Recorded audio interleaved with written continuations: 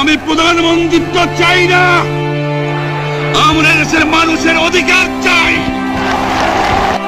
7 কোটি মানুষকে দাবায় রাখতে পারবো না। মনে রাখবা, রক্ত যখন দিয়েছি, রক্ত আরো দেব। এদেশের মানুষকে মুক্ত করে ছাড়বো ইনশাআল্লাহ। এবারে সংগ্রাম আমাদের মুক্তির সংগ্রাম, এবারে সংগ্রাম স্বাধীনতার সংগ্রাম। জয় বাংলা।